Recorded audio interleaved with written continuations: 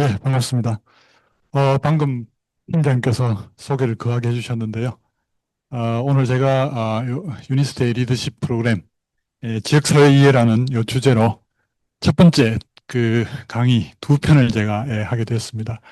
일단 유명한 유니스테이 학생들 앞에서 강의를 하게 돼가지고요. 굉장히 기쁘게 생각하고 또 영광입니다. 다들 너무 조용하셔가지고 반응들이 잘 없네요. 어, 사실 제가 좋은 학교라 그럴까요? 저는 대학생에게 학교란 말은 잘 안 쓰는데, 가니까 학생들이 굉장히 뭐랄까 차분하고, 그리고 굉장히 예의 바르더라고요. 이 얘기를 왜 하냐면, 저희 애가 여기 울산에 있는 모 사립고등학교를 졸업했는데, 이제 학부형이다 보니까 이런저런 일로 학교에 가면은, 다른 학교에 가면 그러진 않는데, 모든 학생들이 마치 자기 선생님 만나듯이 인사를 반갑게 하고 그러더라고요. 그래서 좀 뭔가 다르구나 하는 뭐 그런 생각을 하고 받들었습니다. 방금 대학 얘기를 잠깐 한 말씀 드렸는데 그 대학하고 대학교의 차이 혹시 아세요? 대학하고 대학교? 여기 이제 한자어이기 때문에 여러분들께서 비교를 하려면 어떻습니까? 한자 문화권끼리 한번 비교해 봐야 되겠죠. 중국의 유명한 대학 이름이 뭐죠? 세계적으로 유명한 대학. 예, 칭화대학, 뭐 북경대학, 베이징대학, 그죠? 근데 그 위에 교자가 붙어 있습니까? 중국의 종합대학, 유명한 대학의 뒤에 교자 붙어 있지 않습니다. 일본은 어떻습니까? 도쿄대학, 도쿄대학교, 이런 대학 없습니다. 교자가 붙는 거는, 일본에도 방위대학교, 뭐 우리나라 육군사관학교, 아, 이렇게 좀 다르게 말하면 주입식 교육을 하는 초중고등학교 같은, 이런 학교에 교자가 붙습니다. 설립 목적상, 방위대학이나 육군사관학교는 자유롭게 학문을 탐구하고 연구하는 대학이 아니거든요. 예. 근데 우리는 희한하게 요즘 어떤지 모르겠습니다만은 종합대학은 대학교, 전문대학은 대학, 뭐 이런 식으로 구분한 적이 있었습니다. 반대로 되어 있는 겁니다. 그래서 좀 저는 게 항상 모순이라고 생각하고 있는데 아마 모두의 잠깐 대학교 얘기를 했습니다. 자, 그러면 오늘 준비한 그 내용으로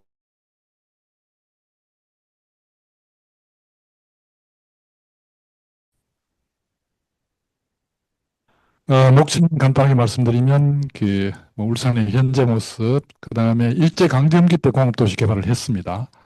그 다음에 5.16 정부, 박정희 군사정부의 개발, 그리고 이제 개발 전후 어떤 변화가 있었는지 간단히 보고요. 결론이 되겠습니다. 공업센터로 지정된 까닭이 과연 뭘까? 이런 순서로 말씀을 드리겠습니다. 우선 울산 현재 모습인데요. 뭐 데이터로밖에 말씀 못 드리지만, 여기 보시면 2011년도가 울산이 가장 데이터상 좋았던 연도입니다.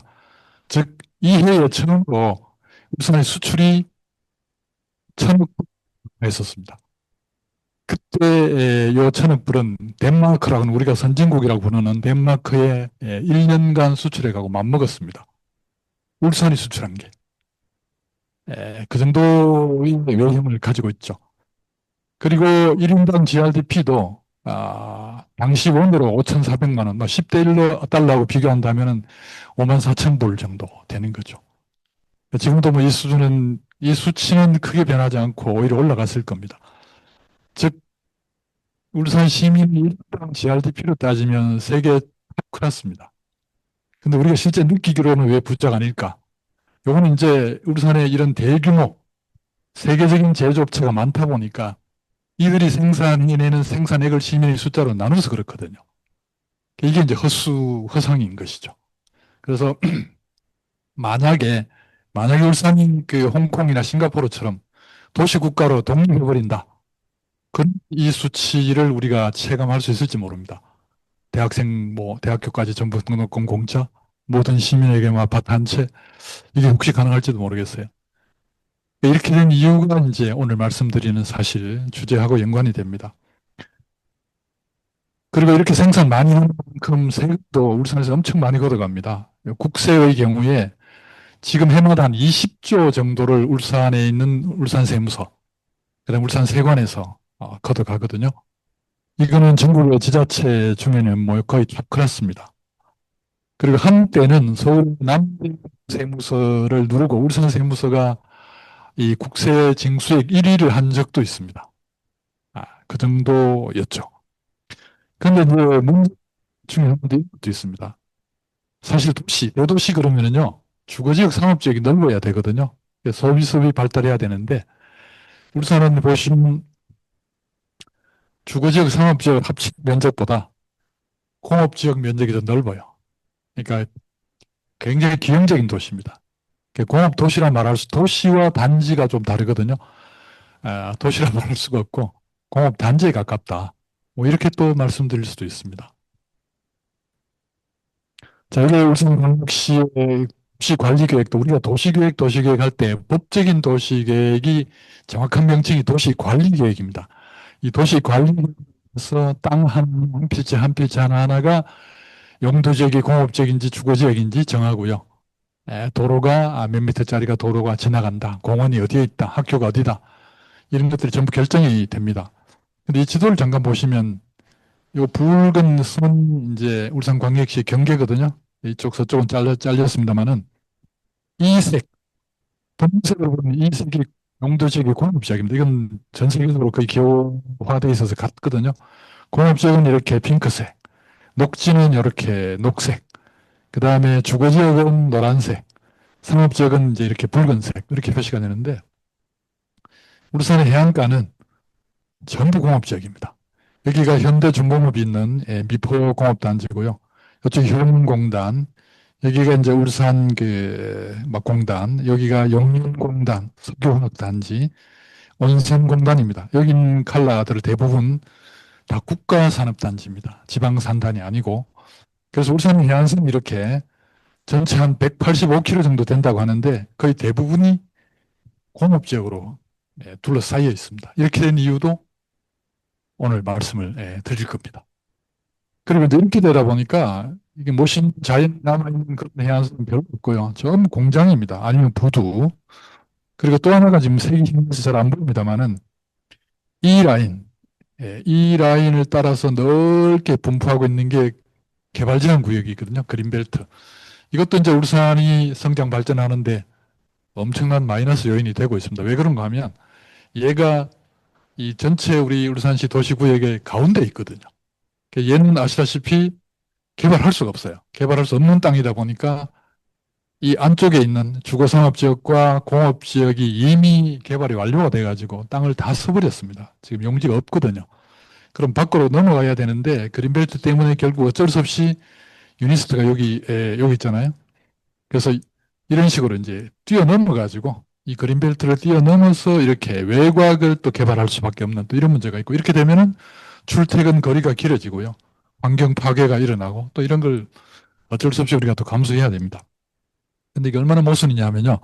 그린벨트 특별법이고요. 70년 만들었는데 1조에 보시면 목적이 도시의 무분별한 확산 방지하기 위해서 이렇게 돼 있어요. 근데 지금 어떻습니까? 지방 소멸 시대거든요. 인구가 줄어들고 있고 지방이 지금 소멸한다고 걱정하고 있는데 이게 과연 어떤 의미가 있느냐 하는 걸 한번 생각해 볼 필요가 있죠. 예. 자, 이제 그러면 본론으로 들어갑니다. 두 번째 장에 이제 일제강점기 때 울산공업도시 개발인데요. 우선 이 사람이 울산 개발을 주도했던 사람입니다. 일본 개발업자인데요. 이케다 스케타다라고 하고요. 일본 군마모토 출신입니다. 한국에 군인으로 왔다가 제대하고 특히 여러분 아시죠? 부산에 그 자갈치 시장이 있는 부산 남항 일대를 이 사람이 매축해가지고 도시를 만드는 사람입니다. 그 남항 개발을 했던 경험을 살려서 이제 울산을 개발하겠다고 시작을 한 겁니다. 첫 시작은 1936년입니다. 울산을 만들고 인구 10만 공업도시를 만들겠다는 구상을 처음 내놨고요. 37년은 이제 울산 남구에 마다 108만 평을 매립하겠다는 허가 신청을 했고 39년에는 부산과 울산을 연결하는 연락선 이외에 울산과 연결하는 제2 관부 연락선 계획을 만들었고 그러다가 이제 40년의 본격적인 전문가에 의해서 공업도시 계획을 수립해가지고 42년이네요. 42년 12월 24일 날 허가를 받았어요. 정식으로. 조선총독부로부터. 그리고 허가 조건이 6개월 이내 착공이었기 때문에 5월 11일 날, 43년 5월 11일 날 기공식을 했습니다. 이 기공식 장소가 어디냐면 지금의 학성공원입니다. 예, 울산 최초의 공원인데요. 여기 보시면 현수막을 세워놨는데 위에 일장기가 있고 여기에 축 유연락 기지 기공식, 축 울산 창설 기공식 이렇게 해서 이제 시작을 했습니다. 이 게다가 분석한 그 울산을 보면 재밌는데요. 교통, 지형, 기후, 공업 용수, 동력, 에너지죠. 원료 수급, 적합한 공업 노동력 이렇게 이제 쭉 분석을 했는데 가장 저는 주목한 게 이거예요. 입지에 대해서 뭐라고 했냐면요. 과거 서랍 동양으로 중국, 일본, 만주의 중간에 위치한다. 울산을 서랍 왜 이렇게 자리매김하고 분석한 사람은 학자 중에는 제가 본 게 제가 뭐 책을 좀 자료를 늦게 찾아가지고 2000년대 들어와서 봤고요. 그 전에 69년도에 그 첫 연구하면서 역사학자 중에 아라비아 상인들 울산에 와 있었다. 그래서 국제 항구였다라고 주장한 사람은 한 사람 있었습니다. 근데 이렇게 일본인 개발업자가 학자도 아닌 개발업자가 서라벌의 외항이라고 이렇게 딱 바라본 거는 저는 굉장히 놀랍다고 생각해요. 그다음 또 하나가 이거예요. 한자 돌림으로 이 5개의 단어로 울산을 이렇게 설명하고 있습니다. 일본 본토와 연결하는 연락항, 그 다음에 공업 생산을 하는 공업항, 그 다음 수출입을 하는 무역항, 그 다음에 어항, 왜냐하면 방어진 뭐 등등의 장성포 같은 항구가 이미 있었기 때문에 그 다음 하나가 공항이에요. 왜 공항인지 아십니까? 울산 삼성에는요, 지금 현대백화점이 있는 그 부근에 한반도 최초 비행장이 있었습니다. 공공 제외하고 민간 비행장으로 서울은 경성 비행장이 여기에 있었거든요. 여의도 비행장과 울산 비행장이 동시에 개항했습니다. 1928년 12월에. 그래서 비행장이 이미 있었기 때문에 존재했기 때문에 공항이라는 이 항자 돌림이 하나 더 들어갔습니다. 그 다음에 하나는 이것도 재밌습니다. 울산에 적합한 공업으로 뭐 제시했냐면 비행기 제작소 지금 없어요. 근데 자동차 공장, 제철 공장은 없지만 그 비철금속 공장은 있거든요. 조선공업 있죠. 기계류 있죠. 유지공업이 뭐 기름이니까 있다고 할 수도 있습니다. 그다음 비료공장, 제이염 소금공장이죠. 도자기호, 범랑칠기, 섬유, 수산물 가공, 항만 창고, 화력 발전, 가스 대부분 울산에 현존한 겁니다. 그래서 굉장히 그 사업가로서 탁월한 그 안목을 가지고 있다 하는 생각을 뭐 저는 하고 있습니다. 그래서 이렇게 분석을 했고요. 그다음에 이게 이제 그 아주 중요한 자료죠.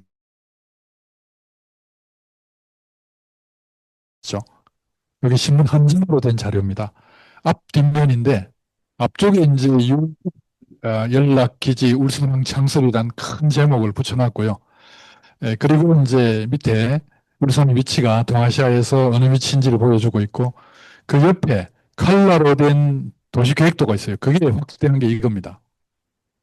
이 날짜, 이 자료는 43년 4월 28일이지만 아까 설명드린 대로 5월 11일 날 기공식을 했거든요. 이 자료는 제가 짐작하건대는 기공식 현장에서 배포한 것 같아요. 요즘 우리 리플레이 팜플렛처럼. 근데 이 시기는 태평양 전쟁이 한창이기 때문에 일본의 모든 물자가 부족한 시기예요. 근데 이렇게 칼라로 인쇄를 했습니다. 그때 당시에. 예. 어느 정도 힘을 쏟았는지 알 수가 있죠. 자, 이 지도 잠깐 설명하면요. 울산 도시계획 평면도. 그 다음 이 지도 일반 지도하고 좀 각도가 다릅니다. 위쪽이 동쪽이고요. 왼쪽이 북쪽, 아래쪽이 서쪽, 오른쪽이 남쪽입니다. 여기 방어진, 울산만, 이 방파제 그림이 보이고요. 그래서 여기 현대자동차가 있는 연포광역동입니다. 2단계 공업지역. 여기에 법례가 있거든요. 그리고 삼성 2단계 공업지역입니다. 그 다음에 매암 여천동 1단계 공업지역. 그 다음 철도에 이렇게 세 개의 그 라인이 이 공업단지 쪽으로 들어가게 돼 있는데 이 중에 이 철도는 실제로는 이쪽으로 가 있습니다. 여기가 SK거든요. SK. SK 안에 지금은 여기 없어졌는데 최근에 장생포역이라는 게 여기 있어가지고 이 철도 이쪽으로 들어갔습니다. 그 다음 또 하나의 철도, 이건 현재 여기까지 완성되어 있습니다. 여기가 울산 항역인데요. 현재 그 트램, 수소 트램 실증 노선이 이 노선입니다. 그리고 앞에 여기가 이제 부두가 되는데 이 부두와 SK 안에 있는 이 부두하고 두 군데는 이미 일제 강점기 때 완성을 했습니다. 부두를 두 곳 만들고 철도가 두 개 들어오고 요거는 끝까지 안 들어왔습니다만은 이렇게 이제 인프라가 갖춰졌고요. 그다음 또 하나가 여기인데요. 울산역인데 동부에서 울산역이 있었습니다. 세종대왕이 여기에 고생을 했고요. 이 역에서 여기 역 방정에서 수직을 받은 것이 이 도로인데 이 도로가 지금 현재도 울산에 있는 번영로입니다. 번영로가 울산에서 있는 도로 중에 가장 폭이 넓거든요. 50m.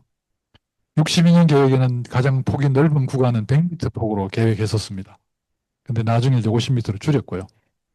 그래서 이 도로, 이 철도역, 2단계 개발 지역, 그다음에 여기 남산에 여기도 한 20년 전까지는 그 남산 정수장 취수장이 있었거든요. 상수도 관련해서 여기 취수장이 있다는 것. 이런 내용들. 그다음 이 지도에는 안 들어갔지만 바깥쪽 지금 사연댐도 일제 강점기 때 공업용수댐으로 이미 뭐라고 할까요? 이 낙점해 놓은 장소입니다. 그래서 이런 모든 계획들이 이때 이미 만들어져 있었다. 그리고 실제로 개발 사업이 추진됐다 하는 말씀을 드립니다. 자, 이게 이제 구체적인 분석인데요. 여기 보시면 에, 대형면 일대 아까 보신 대로 여기 1단계 공업지역 1번, 2번이 이제 연포 양정동 2단계 공업지역. 이 노란색은 아까 말씀드린 대로 이제 세계 공통이니까 주거지입니다. 그 다음에 6번에 여기 지금의 효문동 쪽인데요. 시가와 예정지역. 그 다음 이쪽은 특수지역, 해면 전설구역 뭐 이렇게 돼 있고요. 도로는 4단계입니다. 여기 보시면 4단계로 돼 있는데 가장 넓은 도로 33m 이상, 22m 이상, 18, 15m 이하. 이렇게 이제 구분했고요. 다리를 보시면 지금의 번영교, 학성교는 여기는 없어요. 명천교에 해당하는 다리. 그래서 이것도 현재 없는 다리인데 이런 다리들이 구성이 돼 있고 말씀드린 여기 있고 이런 내용들이 이제 담겨 있습니다. 그리고 실제 조선 총독부 관부를 찾아가지고 토지를 얼마큼 매립했는지, 이 매립, 바다를 매립한 면적만 관보에 기재된 게 122만 평입니다. 관보에 기재되어 있다는 얘기는 이제 정식으로 허가받고 정리가 된 거거든요.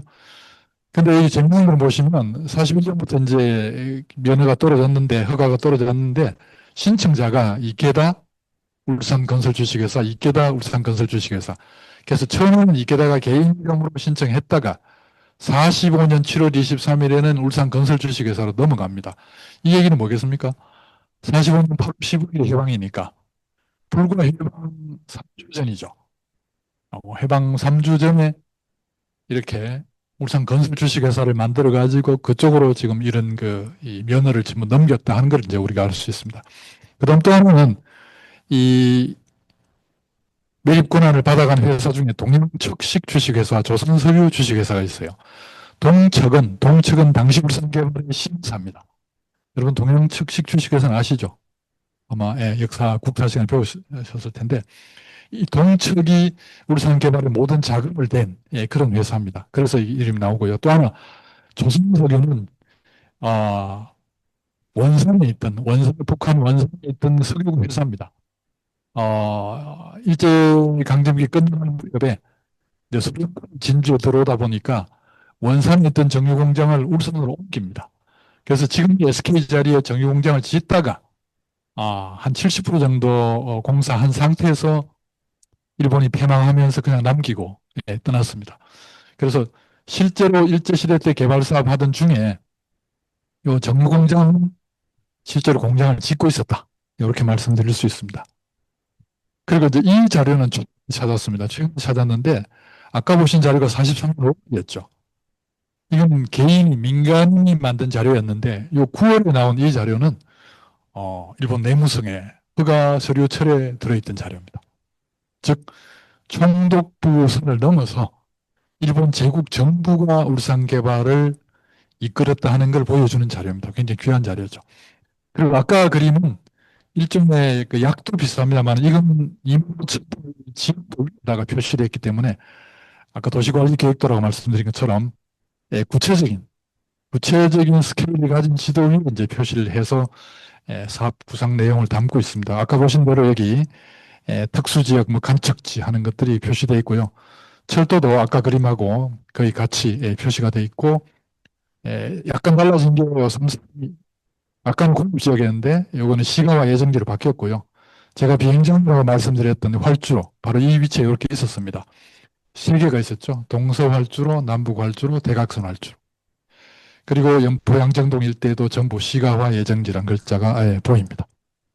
그래서 이렇게 벌써 이 시점부터 정부가 직접 울산 개발을 이끌었다 하는 것을 알 수 있습니다.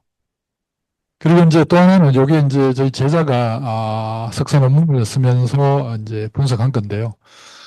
지금 이게 이제 일제시대 때 울산 오는 지도인데 요 네모친 부분, 지금 이 모서리 부분 여기 바다인데요. 이전 현재 태화강역입니다. 태화강역은 바다 위에 만든 역입니다. 매립해가지고. 이점이 태화강역인데 태화강역 뒤에 보면 산, 도칠산이 바로 이 위치입니다. 그래서 대충 그렇게 내려놓으시고 보시면 요 왼쪽 아래 끝은 여기가 장신포거든요. 그래서 장신포 역습이라고 생각하시면 되고 요 검은색이 뭐냐 하면 일제강점기 때 동척식 주식에서 소유로 된 땅을 45년 8월 15일 현재 동척 소유 토지만 찾아가지고 표시한 겁니다. 그 면적이 109만 평입니다. 그러니까 토지를 뒀는데 그걸 토지 대항을 통해서 찾아낸 거죠. 그럼 두 가지 중요한 말씀 드렸습니다. 일본 정부가 울산 개발 계획을 수립하고 실제로 인프라를 만들었고, 두 번째, 토지 이미 109만 평을 매입해 뒀다는 게 확인된 겁니다. 근데 여기는 토지 대상을 이용했기 때문에 만약에 임야 대상이라는 자료까지 활용해보면, 분석해보면, 저는 면적이 분명히 더 높다고 보고요. 또 요 109만 평은 매암동, 여천동 두 개 분석했습니다. 특히 여기 아까 말씀드린 SK 자리에 여기 15평 규모로 공장을 짓고 있었는데 그 토지는 여기에 들어가 있지 않습니다. 따라서 15만 평만 포함시켜도 124만 평은 이미 확인이 된 거고요. 여기에 추가로 확인을 더 할 수 있다는 얘기죠. 즉, 나중에 5.16 군사정부는 바로 이런 5.16 정부가 뭐 존경이 마지 않는 대일본 제국의 개발 계획, 검증된 개발 계획이 있었다. 실제로 철도와 항만 같은 인프라가 만들어져 있었다. 그리고 토지가 수백만 평의 토지가 이미 국유지로 확보돼 있었다. 여기 이제 울산을 선택할 수밖에 없었던 사실 이게 결론입니다. 오늘 강의에. 자, 유흥 연락선 계획도 잠깐 소개해드리면 아까 신문 자료 그 광고란에 말이죠. 대륙교통요도 그래가지고 그 그림을 그려놨는데 보시면 울산에서부터 만주 쪽으로 한반도 통과해서 철도가 뻗어나가고 일본 쪽에서는 여기 유야만이라고 하는 곳에서 본토 쪽으로 철도가 뻗어나갑니다. 울산의 그 우리 부채 아시죠? 접는 부채. 접부채의 꼭지점을 사북점이라고 하거든요. 울산이 마치 부채의 사북점 같은 아주 전략적으로 무지 중요한 곳이다라고 강조하는 그림입니다. 그리고 제가 이제 일본의 요 현장을 그 몇 번 가봤는데요. 여기 대마도입니다. 부산이고요. 울산인데 부산에서 시모노세키로 가는 부관 연락선은 이미 이때 있었어요. 그래서 울산 요 시모노세키 야마구치의 유관이라고 하는 유관만을 연결하는 제2관부 연락선을 만들자. 이 두 지점은 한반도와 일본 본토 육지 중에 가장 가까운 위치다. 그다음 두 곳은 항만 조건이 아주 좋은 곳이다. 이런 여러 가지 조건을 내겁니다. 이걸 확대한 게 이 밑에 그림이거든요. 여기가 유야만입니다.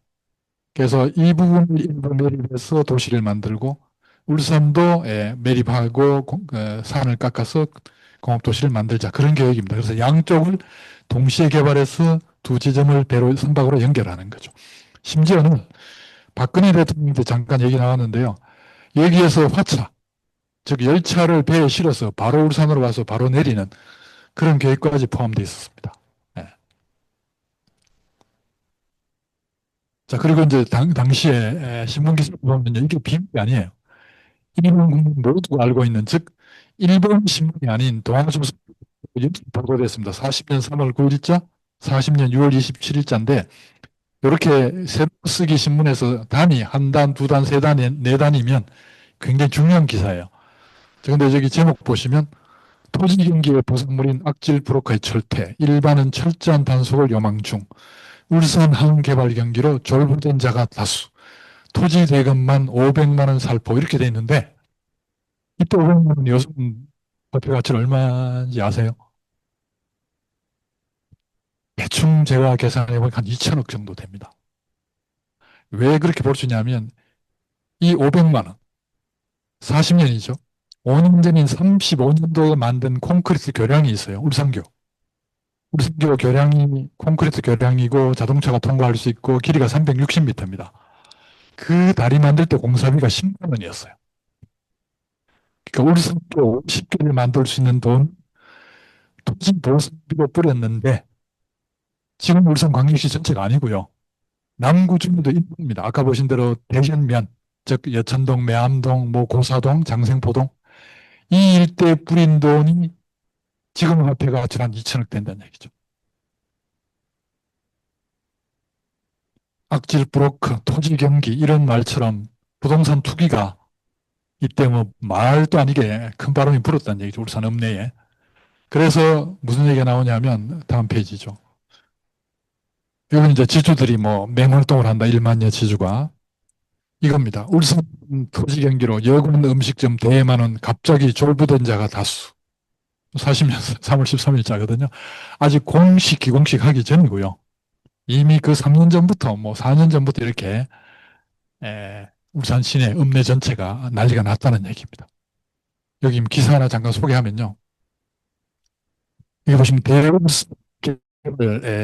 의한 공전의 이전에 보지 못한 토지 경기는 각지에서 운집하는 토지 브로커와 뜻하지 아니한 토지 대금에 풍성풍성한 주머니에 먹으라 하는 등 뭐 이런 얘기들이 나옵니다. 그래서 울산에 생긴 관이라고 하는 그 요리점인데요. 이 집이 엄청 장사가 잘 됐다는 뭐 그런 얘기가 나옵니다. 참고로 이 상록관은 우리 한국인이 경영하던 이제 요리점인데 위치는 지금 중앙시장 진흥상가사리에 있었습니다. 이 건물을 뜯고 진흥상가를 지었거든요. 뭐 이 정도로 흥청망청했습니다. 그리고 심지어는 조선 몇 번 방문합니다.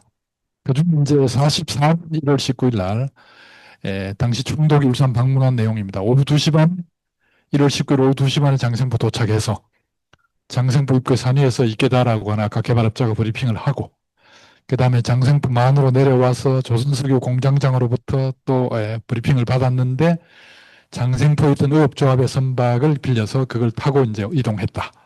그리고 4시 반에 자동차로 부산으로 출발해서 6시 해운대에 있는 송도각이라는 숙소에 도착했다는 그런 내용이 여기 이제 실려 있습니다. 유울 항로의 기지, 장생포 항내를 순시 뭐 이런 제목으로.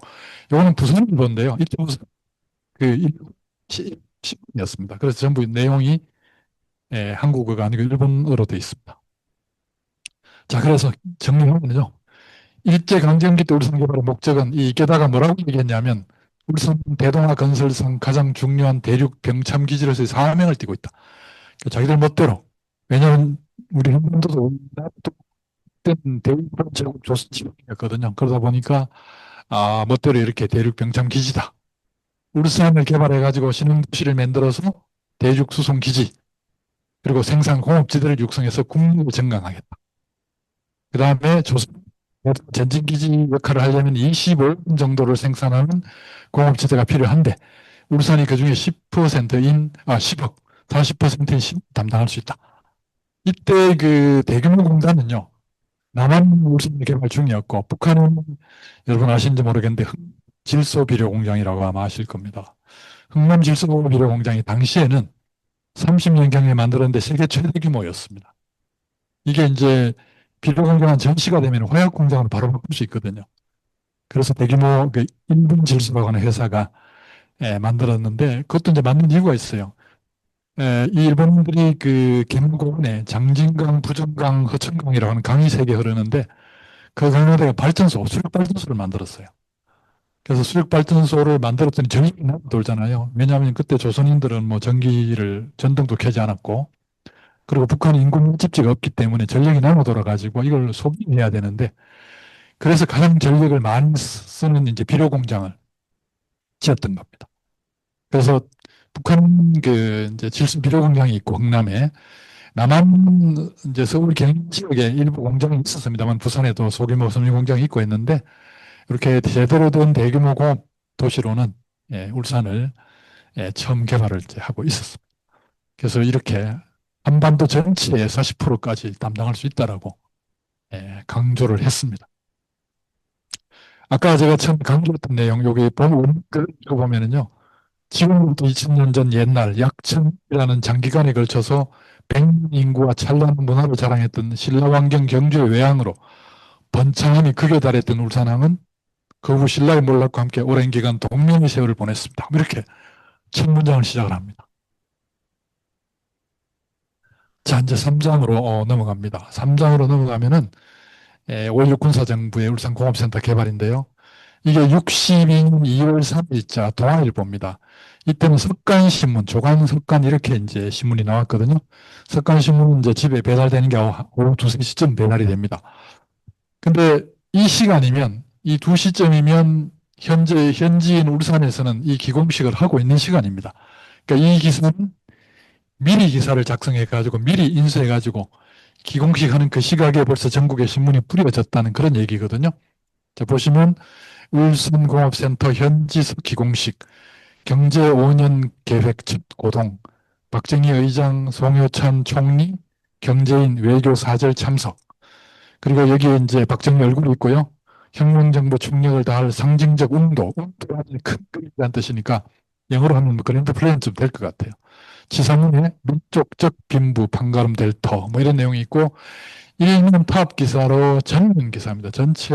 일면 전체를 울산 기사로 도배를 했고요.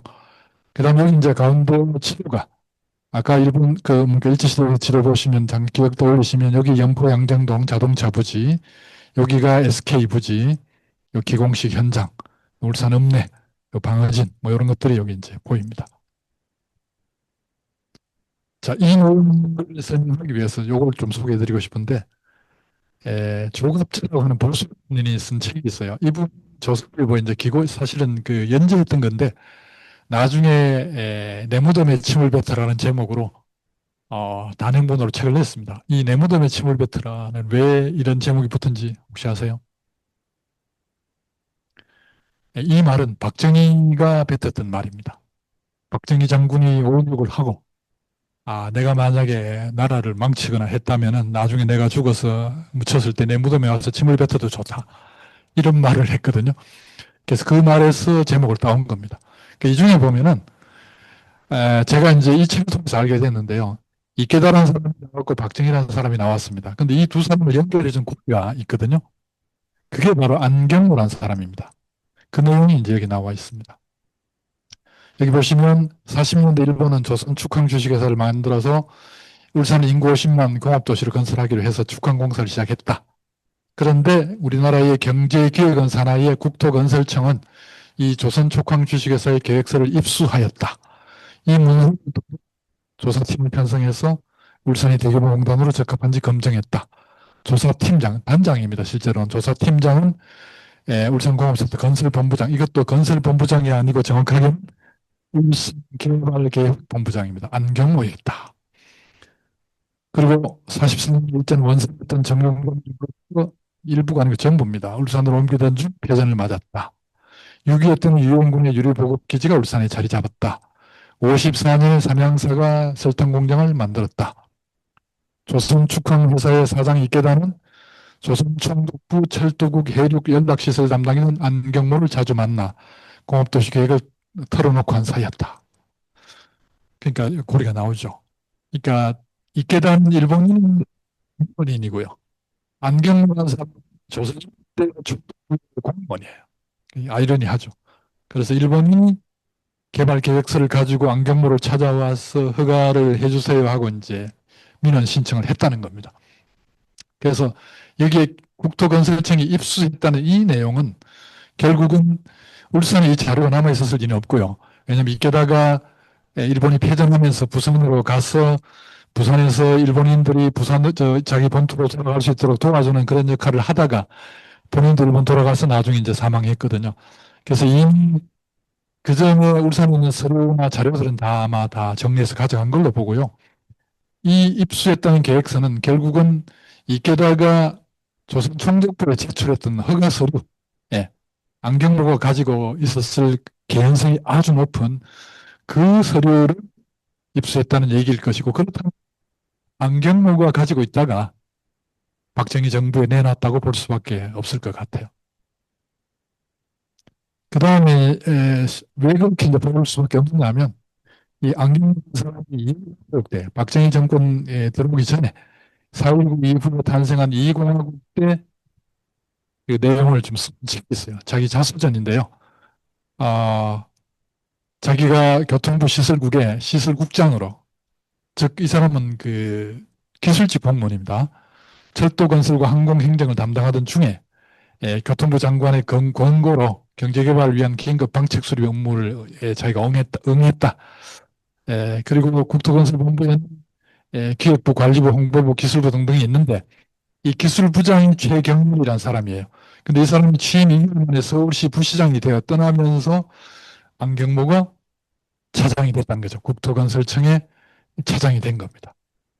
에, 그리고 이제 이분 스스로 말하기를 군사정부는 민주당 정권의 국토건설본부 업무를 뭐 답습했다. 뭐 이런 얘기들을 이제 하고 있습니다. 이 사람이 안경모입니다. 그리고 박정희 장군이고 이때는 아직 대통령이 아니죠.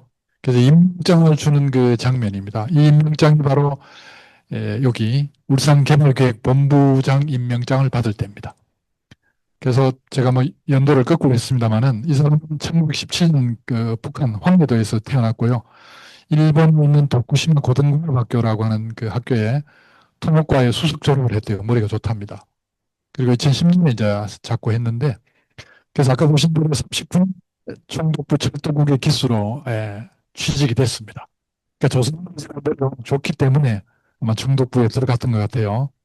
그리고 해방 65월 7일 날 교통부 시설국장, 60년 8월에 아까 나온 대로 기술부의 차장, 61년 5월 24일 날은 이게 중요하죠. 5월 16일 날 5.16이 일어나죠.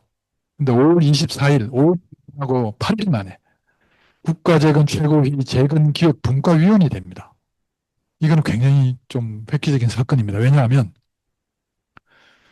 일개 기술직 공무원이 비록 좀 고위직이라 하더라도 이 국가재건 최고위라고 하는 건 정부가 만든 최고기구거든요. 여기에 그 위원이 됐다는 얘기는 당시 서울대 교수라든가 장관급 위원이거든요.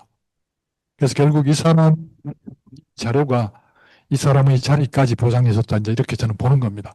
왜냐하면 이때부터 벼락 출세를 합니다. 벼락 출세. 그리고 여기 보십시오. 이 체안돼 가지고 5개년 경제개발 5개년 계획 시민이 됩니다. 세상에. 그리고 건설청 차장이 이제 정식으로 되고요.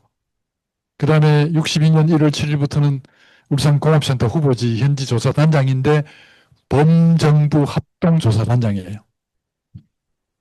그리고 개발계획본부의 준비위원, 그리고 개발계획본부 본부장, 그리고 건설부 차관이 됐다가 64년에 다시 교통부 장관이 되고 67년까지 3년 넘게 교통부 장관을 하고 난 이후에 수자원개발공사 사장을 해요. 나중에 이름이 산업기지개발공사로 바뀌죠. 지금 다시 수자원공사가 됐습니다만은. 그리고 경부고속도로도 우리가 박정희가 전부 결정했다고 하지만 이 두 사람이 같이 헬리콥터 타고 다니면서 결정을 했다고 합니다. 그리고 이제 산업기지개발공사 사장으로 무려 10년 가까이 일하면서 4대강 댐, 중화공단, 대덕연구단지 다 내가 했습니다라고 주장하고 있습니다. 네. 그걸 여기서 보시면 알 수 있는데요. 여기 사진은 울산 원성공단 개발할 때 이 사람이 사장이거든요. 안경모. 현장 시찰하고 기념사진을 찍은 것 같아요. 별명이 건설국보, 작업복 장관이었다고 합니다. 예, 무지 뭐 성실한 공무원이었던 것 같아요. 예, 본 자서전에 박정희 장관과 인연에 대해서 쓰는 게 있어요. 5.16 후에 국토건설 계획을 최고위에 가서 브리핑을 했대요. 와서 보고하라 그래가 하루 종일 했답니다. 아침부터 저녁까지. 근데 브리핑을 다 듣고 난 이후에 거기 있는 그 소장급 장군들이 당신 정말 머리가 좋다. 어떻게 그 차트를 넘기면서 전부 기억해가지고 데이터 하나하나를 보고할 수 있느냐. 너무 기니까 요거 줄여가지고 짤막하게 줄여서 박정희 장군 가서 직접 한 번 더 보고해라. 이렇게 된 거예요. 그래서 본인이 다시 한번 보고를 했더니 박정희 장군이 임자, 명함 넣어봐. 이렇게 됐대요. 그래서 그 명함을 넘겼더니 장도영, 이주일, 김동완 이렇게 거쳐서 박정희 장군 손에 들어갔다. 라고까지 본인이 얘기를 해놨습니다. 자, 근데 이분이 쓴 책이 하나 있는데요. 여기 보시면 지도를 바꾸고 역사를 만들며 하는 책이 있어요. 수자원공사에서 발간을 했고 2002년도에 저자는 안경모로 되어 있습니다. 여기 이제 수자원 개발과 선기지 개발로 나눠져 있는데 이게 전부 목차예요. 수자원 개발과 소양강댐 내가 했다. 안동댐, 대청댐, 충주댐 내가 했다. 4대강댐 본인이 한 거죠. 그 다음 산업기지로 구미공단, 여천, 여수에 있는 여천공단, 창원공단, 안산 반월신도시죠. 지금 안산시. 온산공단, 그 다음에 전라도 익산 수출 자유지역, 그 다음에 카이스트가 있는 대덕 전문 연구단지. 다 내가 했노라라고 책에 써놨어요. 근데 하나 좀 이상하지 않습니까? 울산이 빠졌거든요. 울산경북의 본부장이었고, 범정부 합동조사단장으로 울산을 직접 와서 조사했고, 그러니까 초청경 개발을 이끌었는데, 울산 얘기는 한 줄도 안 써놨습니다. 이게 이제 중요한 점이죠. 결국 본인 총독부의 공무원이었고, 박정희는 일제시대 때 일본 육군의 군인이었고, 육사를 나와가지고, 결국 정통면에서 굉장히 이제 흥미가 있는 거죠. 뭐 그 시대의 운명이지만, 그 다음 또 하나는 아직 울산 개발할 때는 한일 국교 정상화도 되지 않았습니다. 그리고 62년, 45년 해방되고 아직 17년밖에 지나지 않았습니다.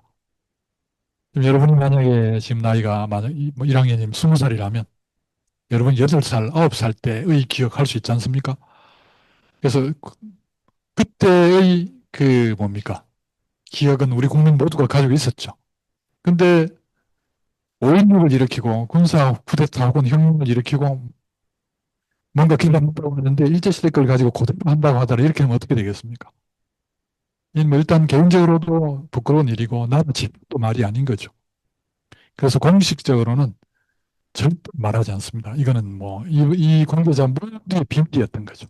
그래서 본인이 쓴 책에도 본인이 가장 큰 역할을 했음에도 불구하고 울산 얘기는 한마디도 안 하는 거죠. 그러니까 말을 안 하기 때문에 오히려 그게 저는 증거라고 생각해요. 응당하다면 다 얘기했겠죠. 자랑하고 남죠.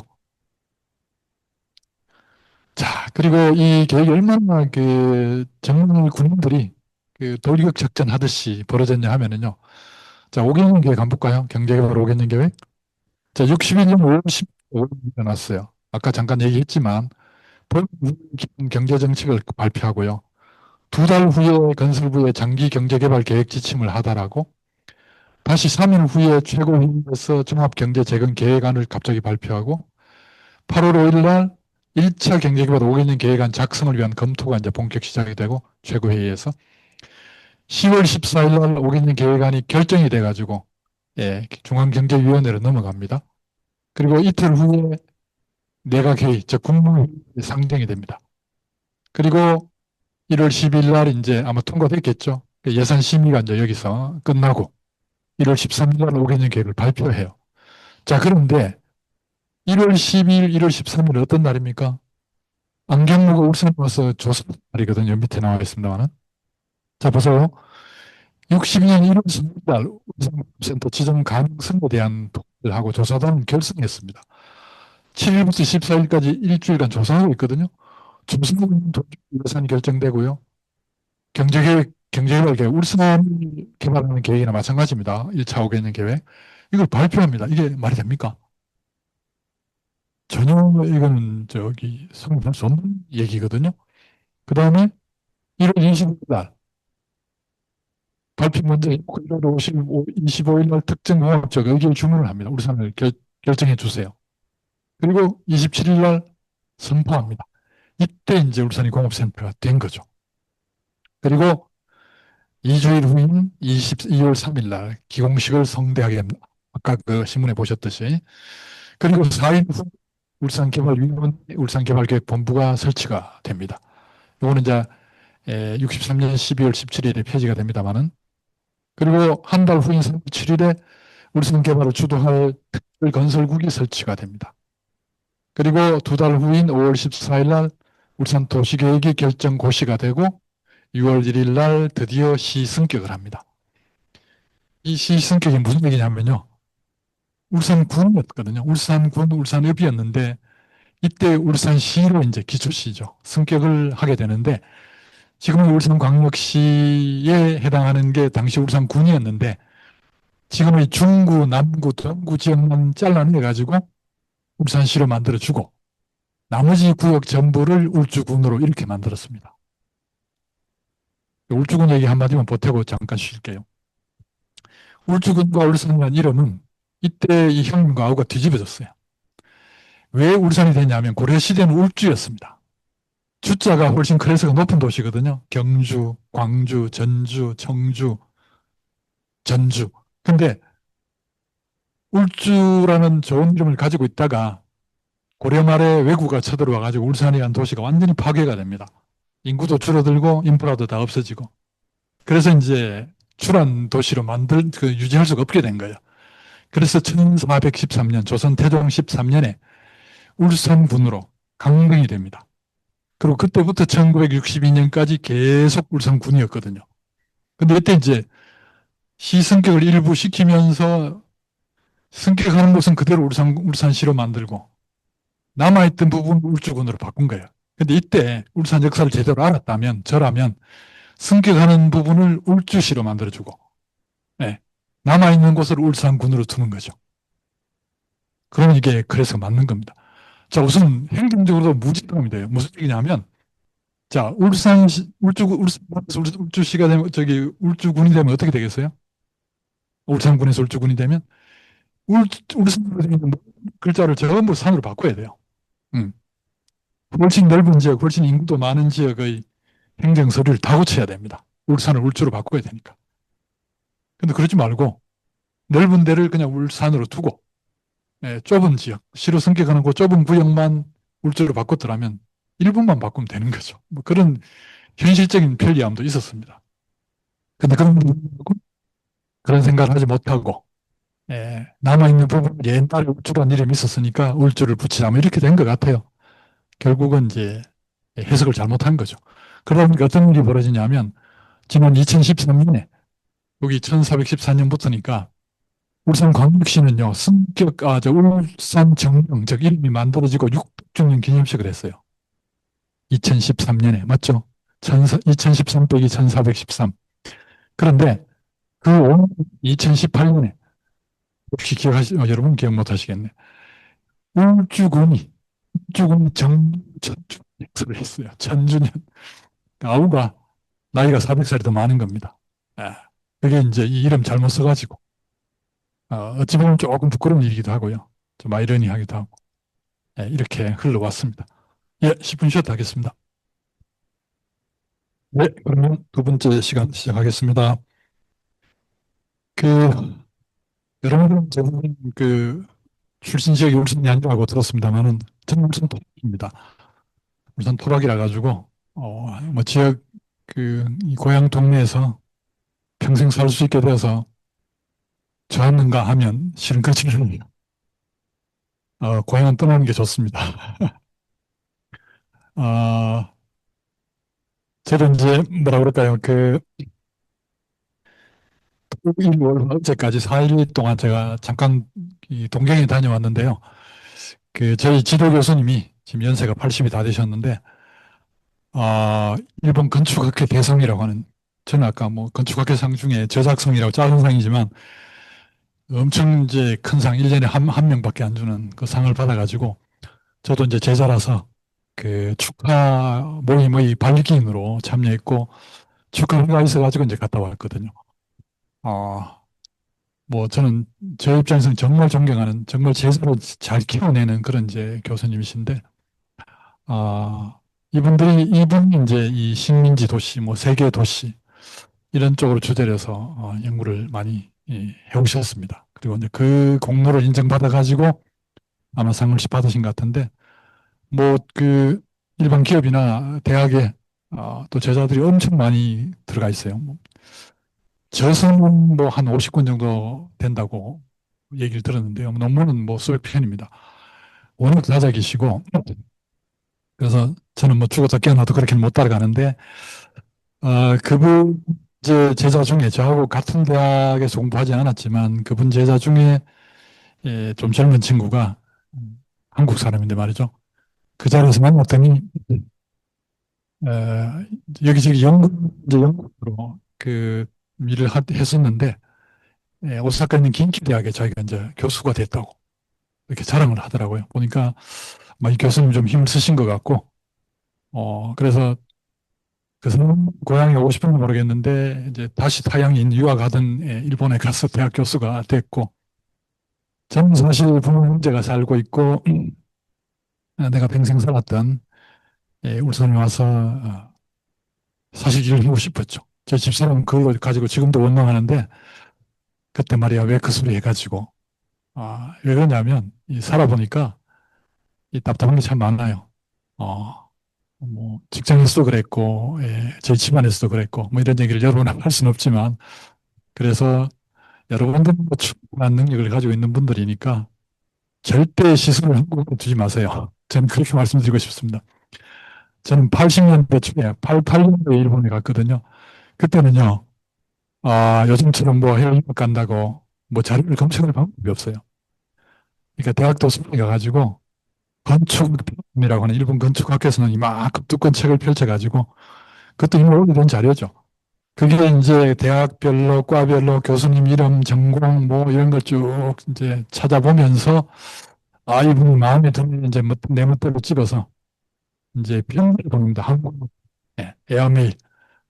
그러면 뭐 일본 가까운 곳도 가는데 일주일 걸리고 그렇죠.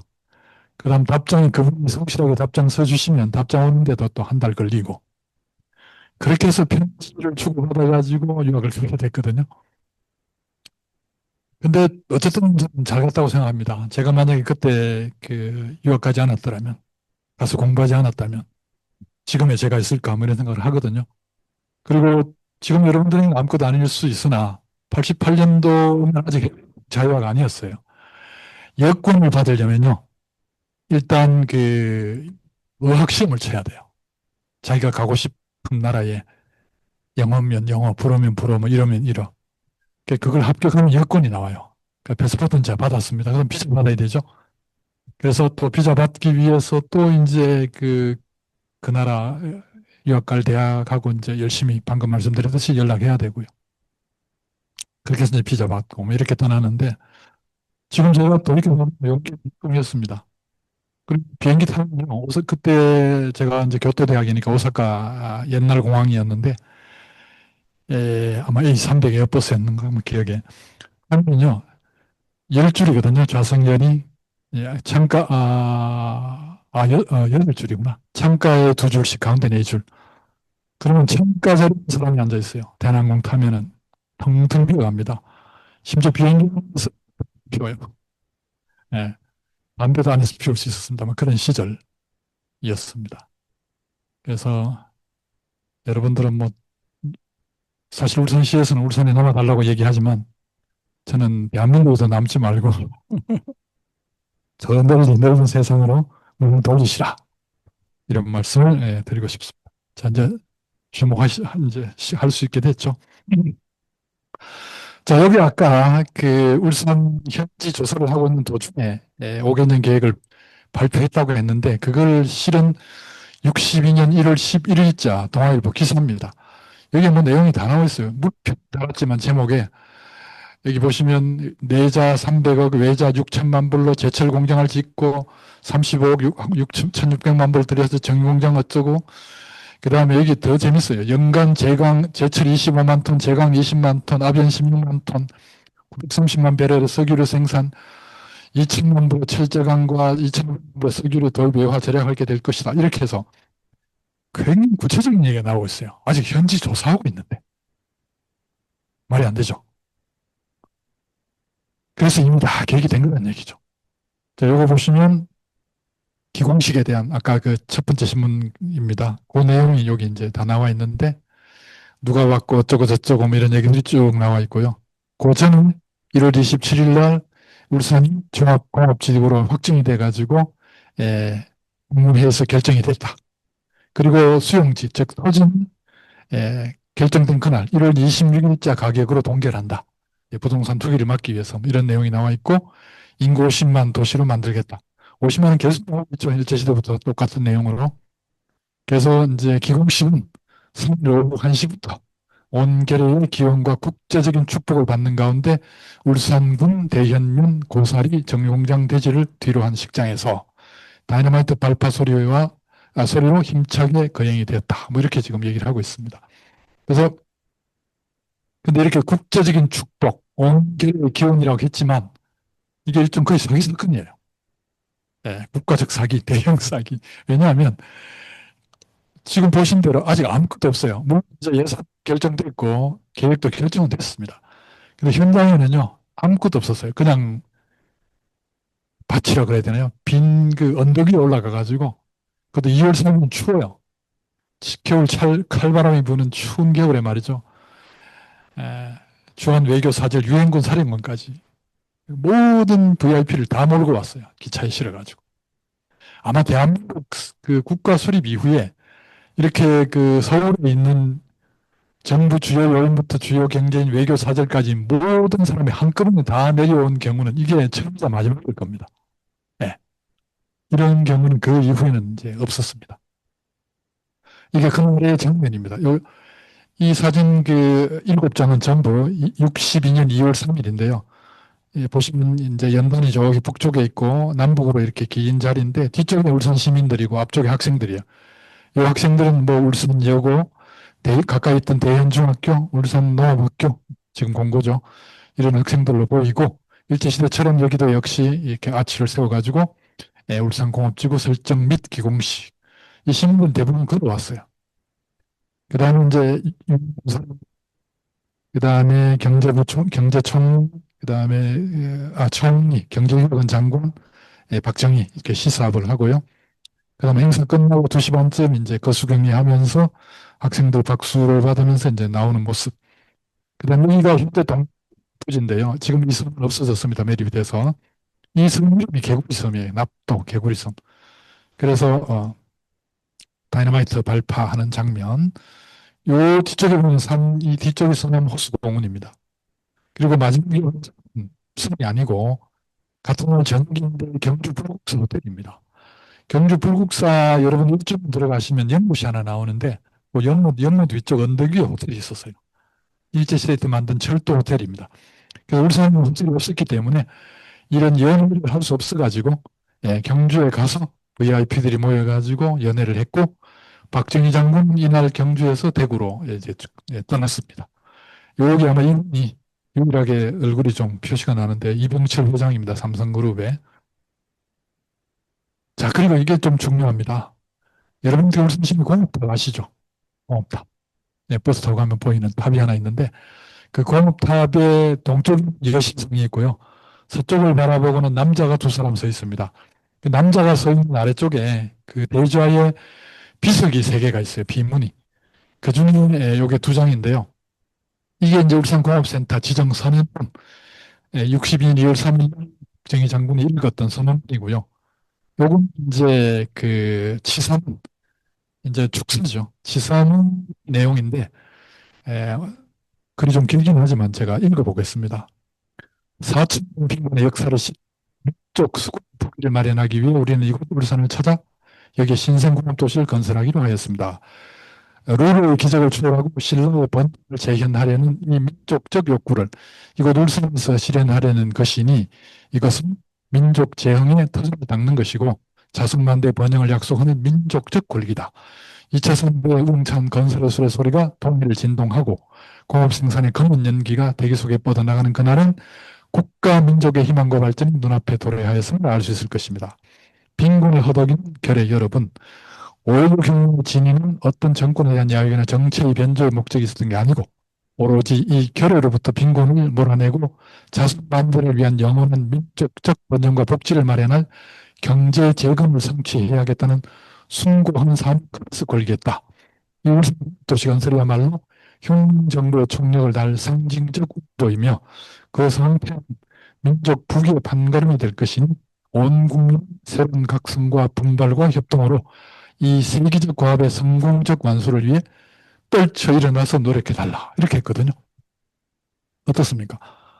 구구절절 우리 민족이, 우리나라가 잘 살게 만들자는 내용입니다. 울산은 그냥 장소를 지칭하는 요 세 단어밖에 없습니다. 민족 7번, 결의가 2번, 국가 1번, 국민 1번 나오거든. 그러니까 이 염원이 지금의 울산이 됐다고 생각합니다. 박정희라는 사람의 공과 과를 별개로 하고, 예. 그리고 그 관점에서 본다면, 이 점에서 본다면 저는 성공했다고 생각합니다. 그리고 이런 해석도 가능할 것 같아요. 자, 박정희가 없었다면 지금 울산이 있을까? 그렇다면.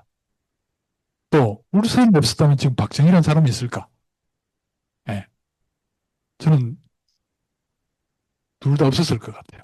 울산이 없으면 박정희도 없고, 박정희가 없었다면 울산도 없고, 이건 칭찬 말이 아니라, 박정희라는 사람, 이 자료는 이공화국 때도 있었거든요. 이승 정권 때도 자료는 캐비닛에 있었고요. 장 정권 때도 있었어요. 근데 누구도 활용을 안 했습니다. 아무도 보자고 안 했을 것 같고. 근데 그게 왜인지 몰라도, 에, 이 군인들이, 육군 수장들이 쭉 앉아 있는데 와서 브리핑을 하니까, 재밌다라고 듣고 군인들이 그걸 제일 높은 각하에게도 브리핑 해라라고 지시를 누군가 했고, 또 그걸 듣고, 이건 나에게 기회다. 라고 캐치한 그 박정희의 뭐라고 그럴까, 그 능력. 저는 그런 것들은 굉장히 중요하다고 생각해요. 그래서 바로 그런 관점에서 저는 박정희라는 사람이 있었기에 지금의 울산의 모습이 될 수 있었고, 우리는 꼭 좋은 모습을 나타낸 건 아닙니다. 또 울산이 있었기 때문에 군인 박정희가 대통령이 될 수 있었고, 예, 뭐 삼선까지 할 수 있었고 나중에 유신을 해버립니다만은 그 심지어는 그 딸인 박근혜라는 사람도 대통령이 될 수 있지 않았을까, 뭐 이렇게까지 생각해 보는 거죠. 자, 이건 기공식 당시의 신문의 일간지 광고입니다. 경축 울산지구 공업센터 기공식, 제일모직 주식회사 뭐 사장 전무축, 대한양회, 극동해운, 한국흉관, 한국석유, 여기 있는 이 회사들이 다 쟁쟁한 사람들입니다. 이병철, 뭐 이동준, 남궁년, 여기서 남궁년이라는 사람이 이 회사, 이 회사 다 가지고 있었어요. 세 개 다 가지고 있습니다. 요 세 개 다 남궁년이네요. 그다음 이제 신문 기사를 보니까 기차가 뭐 여러 양이 왔는데 11개의 객차였다고 합니다. 1호차는 기자, 2호차는 경제인, 3, 4, 5차는 식당차, 6호차부터 외교사절 박정희 의장은 한 칸 혼자 탔겠죠. 그 다음에 송유찬 총리, 그 다음에 경제기획원장, 마지막 차량에 경호원이 탔다. 뭐 이렇게 지금 돼 있고. 그래서 그 아까 말씀드린 일제시대 때 만든 울산역에서 내려가지고 일반인들은 걸어 올라가고 VIP는 거기서 또 승용차 타고 이제 현장까지 올라갔죠. 그 다음에 이제 도시계획 현상공고했어요. 62년 1월 30일 날 울산지구 도시계획 현상 모집 공고, 그리고 4월 19일 날 1등상, 2등상이 다 결정이 됩니다. 1등은 이제 이게 여러 이름이 나오는데 전세경이래요. 여기는 김세경도 있는데 미림건설이라는 회사에 전세경 씨가 1등했고, 그 다음에 우리 건축 분야에서 아주 유명한 김수근 씨라는 분이 3등했어요. 3등했고, 그 다음에 서울시립대 교수, 홍익대 교수였던 그 분들이 2등을 했습니다. 여기 안녕대가 서울시립대 건축과 교수했고요. 박병주가 홍익대 도시공학과 교수했거든요. 이런 분들이 이제 이때 거의 우리나라에서 이 분야 내놓은 사람이 전부 참여했답니다. 자, 왜 했느냐? 굉장히 이제 분위기가 고무되어 있었던 것 같아요. 특히 62년 2월 1일인가 우리 도시계획법이 만들어져요. 그래서 울산 도시계획은 실은 우리나라 도시계획법이 만들어진 이후 최초의 도시계획입니다. 또 그런 의미도 가지고 있습니다. 그래서 이 군인들을 비롯해가지고 많은 전문가들이 이 현상 공모에 전부 참여했다고 합니다. 근데 제가 판단하건대는 이 공모조차도 면피용으로 했다고 생각해요. 왜냐하면 실제로 이분들이 만든 계획 안에서 이 울산 도시계획이 만들어진 게 아니라 결국은 일제시대 계획 그대로 만들어집니다. 예. 이 분석은 일제시대하고 비교해보면 뭐 똑같을 겁니다. 딱 하나가 요거예요. 군사적 휴전선과 멀고 낙동강에 둘러싸여서 안전지대다 하는 게 일제시대와 다른 내용이 들어갑니다. 왜냐하면 이제 우리는 북한하고 대치하고 있기 때문에. 자, 그리고 이제 울산김대 결정자, 박정희 장군에 대해서 조금 봐야 되는데요. 제가 조사를 해보니까 울산에 한 33번 정도 방문합니다. 그러니까 대통령이 오래 있지만 이렇게 지방 작은 도시를 30번 이상 방문하는 경우는 우리나라 역사에 없습니다. 뭐 신라시대 왕도 흥강왕이 울산 왔다 그러죠. 계엄포에 어쩌고. 흥강왕이 한 번 왔다 가고 고려시대는 성종 임금이 울산에 왔다 갑니다. 예. 대화로에 와서 연회를 덮었다 하는 그런 기사가 있거든요. 조선시대 왕 중에 울산에 왔다 갔다는 기록은 제가 못 찾았습니다. 없고요. 일제강점기 아까 보신 대로 총독이 한 2번 왔다 갑니다. 예. 조선 총독이. 그 다음에 이제 대한민국 수립 이후에는 이승만 대통령이 한 번 왔다는 걸 제가 어디서 보긴 본 것 같아요. 근데 그 정도뿐입니다. 아. 자, 그래서 뭐 쭉 있는데요. 이 이제 기공식 하러 왔고, 이때는 아직 군입니다. 그 다음에 시찰을 여러 번 하고요. 64년 7일 날 정유공장 준공식을 하는데 이때 처음 이제 군복 벗고 대통령 자격으로 옵니다. 저는 이 정유공장과 대통령이 된 것하고 좀 관계 있다고 생각해요. 왜냐하면 박정희 장군 우승 63, 8월 말이거든요. 그때 이제 민정이양하겠다고 발표하고 소속 당인 민주공화당이라는 당을 창설합니다. 그런데 10월 15일 날, 63년 10월 15일 날 오된가요? 대통령 선거를 하거든요. 이때 이제 윤보선 후보하고 붙어가지고 15만 표, 50만 표, 뭐 그 정도 근소한 차로 당선이 됩니다. 근데 이 대통령 선거 정유공장이 거의 완공이 돼 있었거든요. 저는 그래서 이거하고 좀 연관이 있지 않을까. 좀 연구 과제이기도 합니다. 그리고 시운전을 거쳐서 64년 5월 7일 날 이제 준공식을 합니다. 그 이후에도 여러 번째 시차를 오게 되고요. 특히 60년 14일 날은 비료공장 건설 상황을 보러 왔다가 울산 도시계획을 보고 삼산 같은 저런 저지대에 비만 오면 침수되는 곳에 도시 만든다고 보고했다가 울산시장이 아주 박살이 납니다. 그때부터 도시계획이 확 뒤집어집니다. 이 울산의 도시계획이 자주 뒤집어지는 것도 울산의 큰 문제였습니다. 대통령이 너무 관심이 많다 보니까 너무 자주 오고 올 때마다 한 말씀 하시니까 어떻게 됩니까? 네, 공무원들은 다 바꿔버립니다. 그때부터.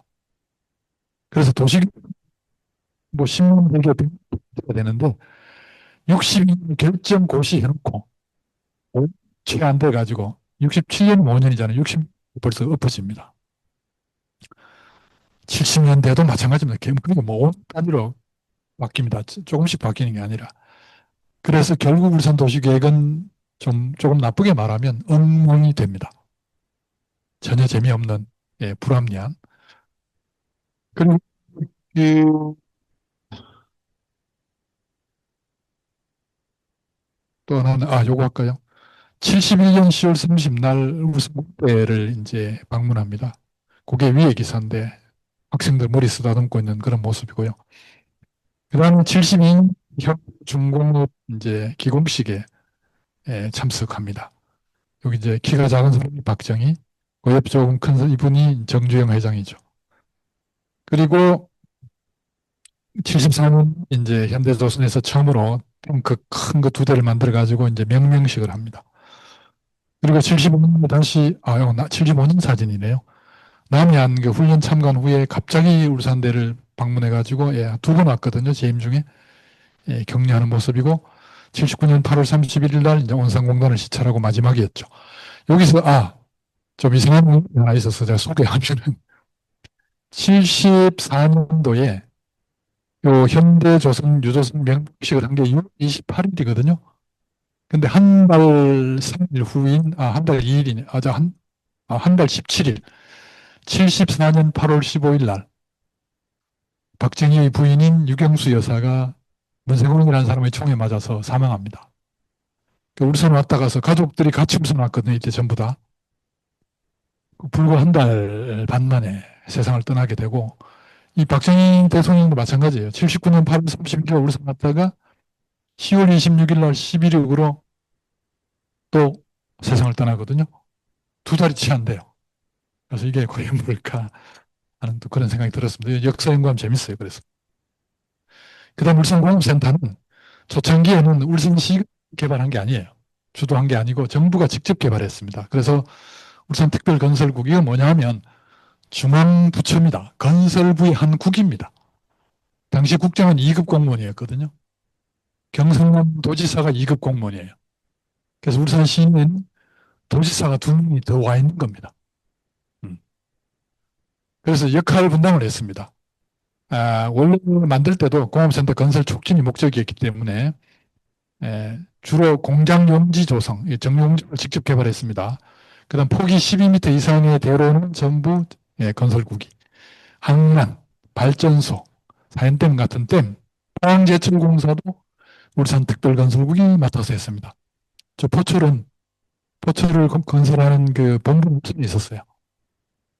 그다음에 경상북도 뭐 했느냐, 주로 공장 용지를 공급했습니다. 여기 보시면 초도국장이 황인근 준장, 다 건설부장은 조성근 소장, 예, 경남도지사는 최갑중 준장, 양찬우 소장, 전부 군인들입니다. 박정희 대장, 뭐 이렇게.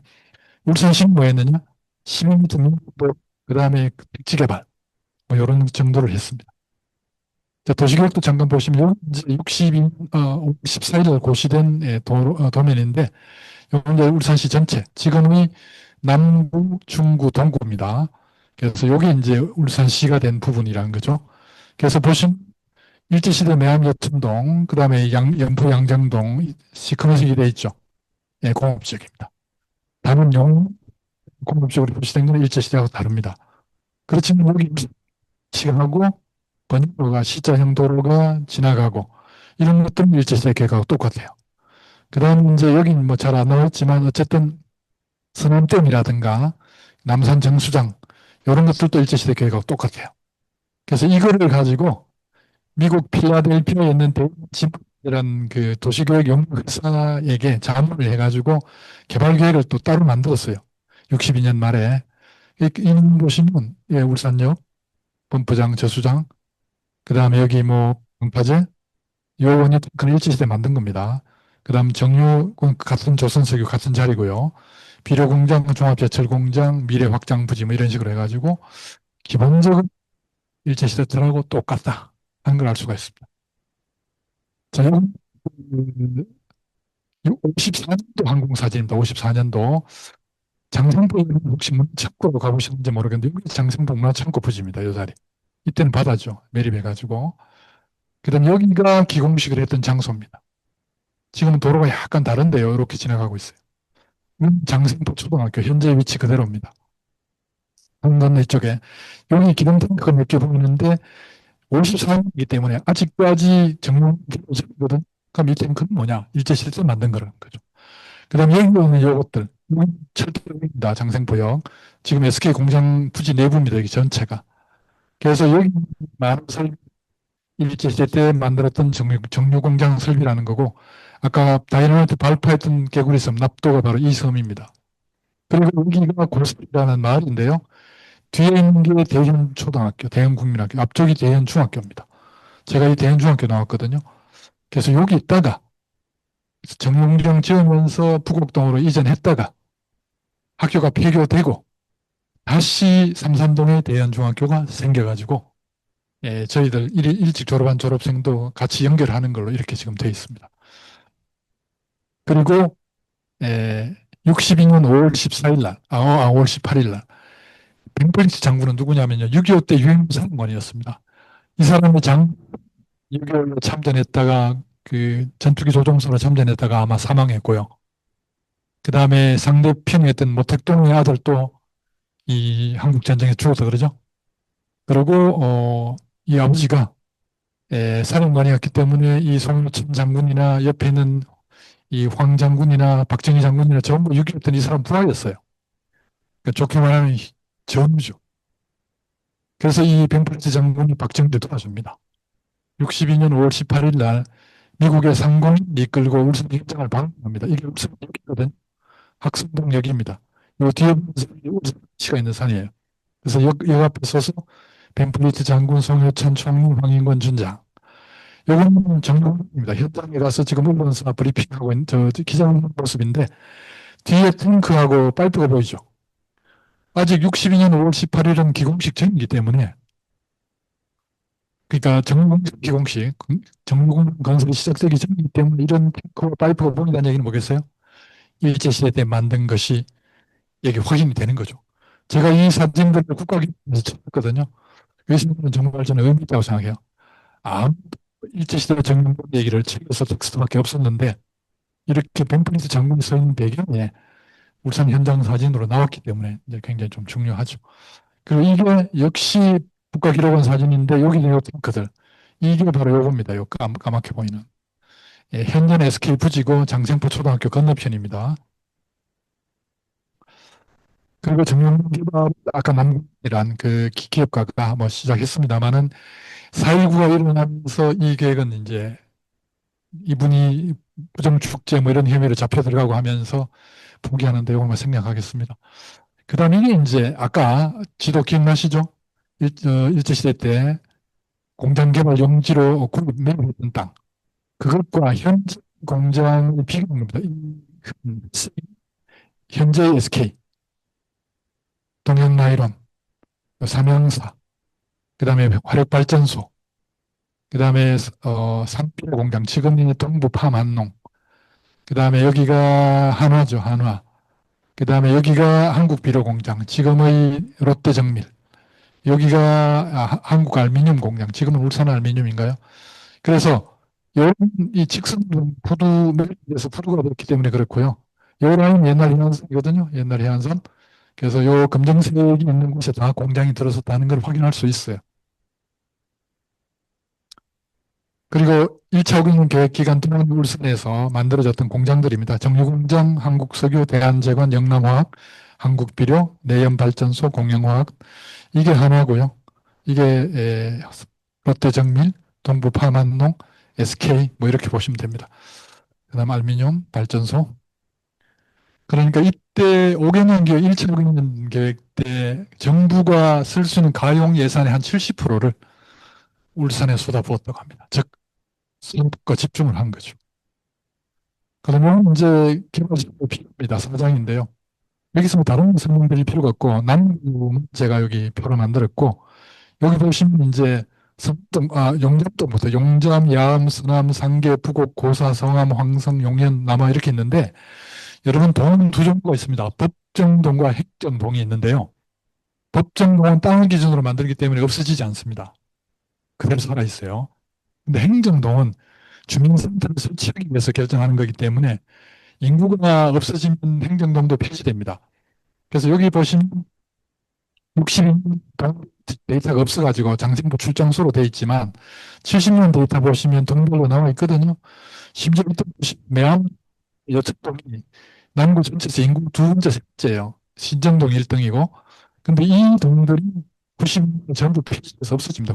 95, 95, 95, 95, 95. 빠른 동은요.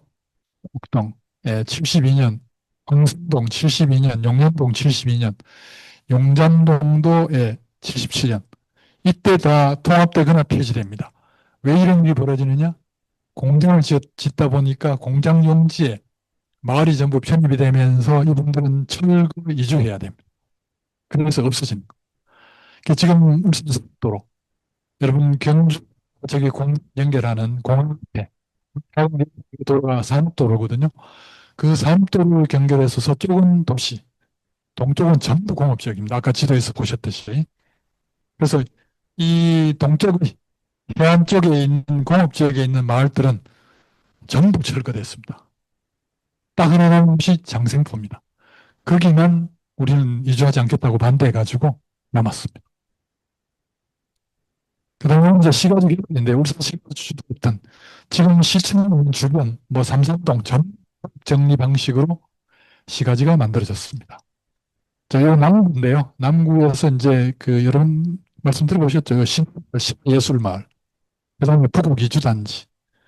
그 여행 그냥 비교해 보시면 요 짙은색이 대학원역이 여기죠.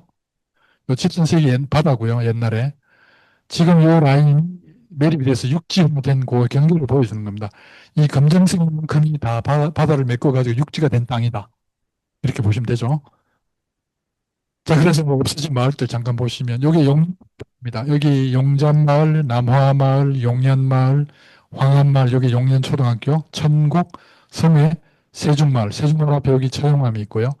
선수마을, 강 건너편 원산의 처용마을, 이런 마을들이 있었지만 여기는 철거돼서 아무것도 없습니다. 요게 용잔마을의 옛날 모습입니다. 이 울산 만구요. 건너편 저기 방어진 가는 그 방어진 쪽에 보이는 산입니다. 그다음 여기 이제 여천봉인데요. 여기 이제 선 두 개 보이는데 이게 현재 여천 천목입니다. 이때도 바다죠. 일제시대부터 매립을 했지만 아직 매립이 완성되지 않아서 최근까지 계속 매립이 되고 공장이 지어지고 있고 요거는 일제시대 촬영한 요 나무 항구 사진입니다. 중앙집이 다닥다닥 붙어 있는 그런 해안선을 보여주고 있고 그다음 이 산 무령산입니다. 무령산 그 위에 있죠. 무령산 울산의 진산이라고 합니다. 그다음 이 산 질산입니다. 태화강역 뒤에 있는 산. 그래서 여기가 아까 설명드린 대로 롯데정밀, 오비료 공장이 들어온 자리입니다. 이렇게 초가집이 띄엄띄엄 있는 그리고 그 사이로 이렇게 길이 쭉 흘러가는 뭐 그런 동네였습니다. 그동안 대연초등학교가 SK에 들어가면서 이제 철거하고 나무도 막 아저씨들이 자르고 있고요. 여기 다리방교가 가는데요. 삼공에 들어서면서 이 마을이 철거해가지고 신마을이 됐습니다. 이 주민들이. 그다음에 여기는 성수 앞에 대웅마을이라고 하는 그런 마을이었고요. 요거는 이제 석수마을, 성암동 경포성 앞에 있던 마을입니다. 요는 중심시대에 경성 좌수이 있었던 그런 곳입니다. 요거는 이제 석역단지. 이 부분이 제가 가리키는 이 부분이 석역단지라고 생각하시면 돼요. 그 석역단지가 있던 여기에 부곡이주단지, SK에 있던 사람, 고사리에 있던 사람들을 SK 때문에 이쪽으로 옮겼거든요. 그리고 요 마을 앞에 유공사택을 지었어요. 외국인 사택. 이게 대연중학교거든요. 제가 이 학교를 다녔어요. 제가 주청일 때 뺑뺑이 잘못 돌려가지고 시내 있는 가고 싶은 제일중학교를 못 가고 이 학교까지 떨어져서 20분에 한 대 있는 시내버스 타고 통학했습니다. 그래서 여기에서 주말에 토요일 날 말이죠. 그때는 토요일 수업했거든요. 우리 영어 선생님이 저희들 데리고 여기에 살고 있는 미국인 애들한테 데리고 가가지고 야 외국인하고 직접 너 영어 해봐 이렇게 돼가지고 몇 번 놀러 갔던 기억이 납니다. 그리고 여기 석학단지에 공장 지을 때 그 한양학이 그때 폭발해가지고 예, 수업하다가 깜짝 놀랐던 기억도 나고 말이죠. 이 모습도 남아있지 않습니다. 지금은. 그리고 이제 포기주단지 만들 때 이주민들이 처음 생활했습니다. 이 소달구지로 이삿짐을 실어 나르고 중학생들은 자기 책걸상은 자기가 들어서 옮기고 그 다음에 한 가구당 24인용 군용 텐트거든요. 텐트 하나에 두 가족이 살도록 이렇게 했답니다. 그리고 주변에 공장 짓는다고 발표하다 보니까 가끔 돌멩이도 날아왔대요. 이렇게 시작한 이주단지에 나중에 시멘트 블록과 슬레이트로 이렇게 집을 지었습니다. 이게 부곡동이고요. 95년에 완전 철거, 또 한 번 더 철거합니다. 뒤에 보이는 공장이 석역단지입니다. 그래서 이 부곡지구는 울산시가 최초로 만든 그 도시개발 사업입니다. 63년 7월에서 12월까지 5개월 만에 길만 닦아가지고 집 짓고 살아라 했던 그런 곳입니다. 그리고 이렇게 이제 많이 하고 나면 뭘 이런 거 마을 떠나고 나면 남화동 예터비 울산에는 공장에 가보시면 이런 비석이 엄청 많습니다. 그 뭐냐 하면 구슬하고 있는데요. 황암의 그 동제 모시는 다음 아마 여러분 네 번째 강의쯤에 이 동제 얘기할 것 같은데요. 다섯 번째인가? 그 마을을 지켜주는 신이에요. 그 신을 이제 마을이 전부 철거되기 때문에 하늘로 보내주는 천이라고 하거든요. 여기 가망못, 요 가망못이라죠. 요 가망못 옆에도 이 마을의 그 동신을 모시는 나무가 있었습니다. 왕보나무가 있었거든요. 그래서 그 구슬하고 있고요. 요게 처음 들었을 때 모습입니다. 앞에 철도가 지나가고 있고, 요게 신화마을의 배치도입니다. 배치도. 아까 설명드린 대로 여기 보시면 63 영남부락 건설로 매암동 달방부락 철거이 중 170가구 600여 명을 위해서 시유지를 무상 임대해주고 집을 지었다. 당시 울산시장 이름으로 택지지정 인정이라는 걸 했습니다. 그럼 또 하나는 또 울산은 재미난 게 사택이 되게 많아요. 이것도 남부지도인데 지금 여기가 옥천거리예요. 무고동이거든요. 울산대학교에 있는. 부산 가는 국도 고속도로로 나오는 길, 유니스트로 오는 길. 그래서 이 공장까지 연결한 도로를 제일 처음 만들었습니다. 사업도로였어요. 내가 일하는 직장과 부산이나 공부하는 길을 가장 짧게 연결시켜주는 도로. 그 도로가 없으니까 이 도로를 할 수밖에 없어요. 이렇게 수많은 사택을 만들었는데 그럼 왜 사택이 필요했느냐? 지금 유니스트 여러분들은 충분히 이해하시죠? 학교 안에 주는 게 뭡니까? 여러분이 사는 집이 없으니까 학교 안에 기숙사나 사택을 지어야 돼요. 이거 안 지어주면 어떻습니까? 교수님들 엄청 멀리서 출근해야 되고 여러분들도 엄청 멀리서 버스 타고 와야 돼요. 울산시가 그랬어요. 울산시 전체가 지금 유니스트에 있는 이 부분 모습이었기 때문에 예, 공장 건설을 동시에 했습니다. 무슨 말인지 아시겠죠? 그래서 사택이 없으면 임직을 울산 공장에 데리고 올 수가 없어요. 나는 집도 없는데 거기 못 갑니다. 이렇게 되는 거예요. 그리고 여기에 이제 동행로는 예전에 통근 버스입니다. 옥동이거든요. 지금 아이파크 있는 자리인데 얘들 중에 대부분 이제 어떻게 사는 애들이 많았죠. 그리고 여기에 지금 저기 ям동에 동부 그 사택입니다. 영남화학 상장 사택인데 지금 요 사택 라인 착하고 요 부지에 뭐가 들어 여기 만큼 있고요. 여기 홈플러스가 있고 여기에 신사역을 비롯해가 용인초 등 학교 4개가 여기 들어가 있어요. 그러니까 학교 4개와 큰 아파트 단지 하나와 홈플러스가 다 들어있는 이 면적에 불과 수백명이 살았습니다. 엄청 쾌적하게 살았고요. 이게 67년 사진이니까 같은 시기에 울산 시내의 우리 친구들, 저는 어떻게 살았냐면 초가집에, 방세, 세 칸짜리 집에 대부분 살았습니다. 조금 잘 살면 기와집 5칸짜리 집.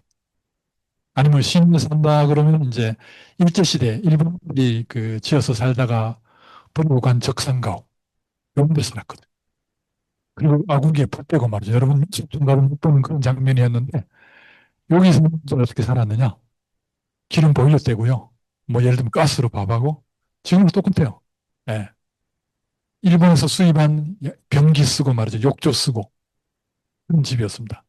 생활의 차가 너무 컸어요. 그리고 울타리가 쳐져 있고 경비원이 지키고 그리고 선택은 자기들끼리 존재했습니다. 여기도 뭐 비슷하긴 하겠죠.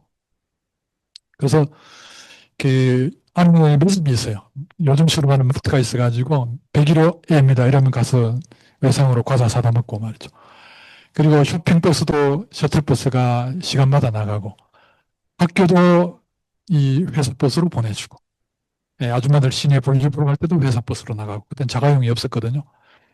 그리고 안에서 뭐 인문 행사를 합니다. 체육대회도 하고 사생대회도 하고 무슨 또 태권도 사는 아저씨는 체육관도 열고 말이죠. 그런 생활을 하던 곳이 사택단지입니다. 그러다 보니까 지역 주민하고는 좀 이렇게 잘 어울리지 못했어요. 그리고 여기 사는 분들은 생활 형편이 여기 울산 친구들보다는 뭐 월등히 좋으니까 입고 있는 옷도 다르고요. 부모가 다 다른 지역 출신이니까 말씨도 다르고 또 공부도 잘하고 하니까 선생님들은 또 얘들을 무지 좋아했어요. 자, 그런데 좋은 얘기가 아니죠. 고민. 뭐 지금도 그래서 자유롭지 않은데 여기는 70년, 71년, 79년 기사인데 62년에 공항도시 기공식을 하고 아까 말씀드린 대로 64년 정유회담이 철저히 뭐 중잖아요. 그럼 70년이면 6년밖에 안 걸렸어요. 6년. 아까 기공식 지상에 생산의 검은 연기가 대기 속에 뻗어나갈 때 국가 번영이 도래한다고 했죠. 그때는 검은 연기라도 마시고 싶었어요. 오죽에서는 삼성 이병철 회장이 자기 별장을 공장 바로 뒤에 산에 지었어요. 지금 그 태화강역 뒤편 도칠산 위에. 근데 끝까지 준공하지 못했어요. 매 때문에. 골조는 다 지어놓고 수십 명들이 서 있었습니다. 아까 제가 중학교 때 그 유공사택에 놀러 갔다고 했는데 그 사택 앞에 석극산지가 들어오니까 그 사택도 더 이상 유지될 수 없었어요. 그래서 철거 이주되고 지금 공단이 됐습니다. 그러니까 그때 계획하던 우리 계획가들은 공이라는 개념이 없었어요. 화학공단과 주거지를 갖다 붙여놨어요. 예. 지금 우리가 생각할 때 말도 안 되는 일이죠.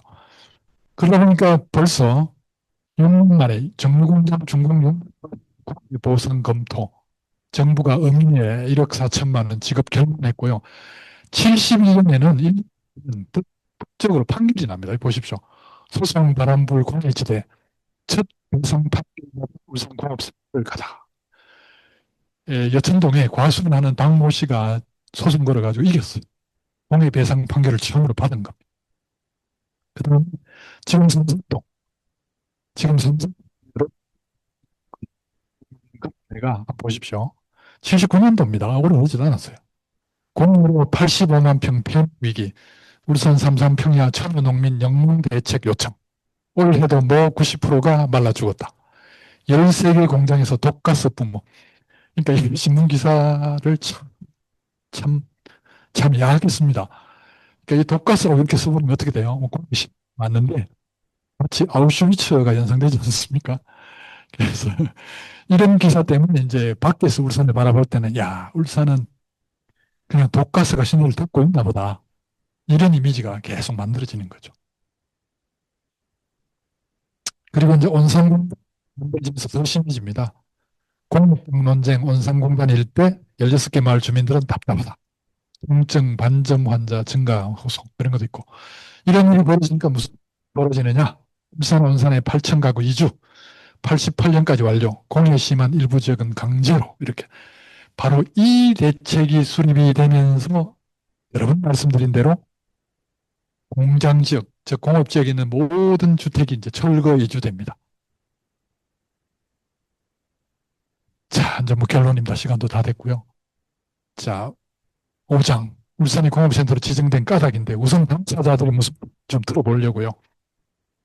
최희라는 사람은 62년 당시에 국토건설청, 즉 건설 이게 전신인데요. 건설청의 국토계획국장이었어요. 근데 이 사람도 역시 공군본부 시설감, 국정보다 한 살 어린 역시 장군이었습니다. 뭐라고 하냐면 자기가 논문을 썼거든요. 울산 공업지구 조성의 정보라는 그 논문을 썼는데 그 논문을 보면 울산이 공업도시로서 입지 조건이 좋다는 것은 외정시 이미 인정되었다. 그리고 입지 조건을 검토했는데 비교 위에 있었다. 그 다음에 지정 가능성에 대해서 내각 수반 이하 관원이 진토의하고 조사단을 구성했다. 그리고 건설청 차장인 안경로를 단장으로 해서 7일부터 14일까지 조사했다.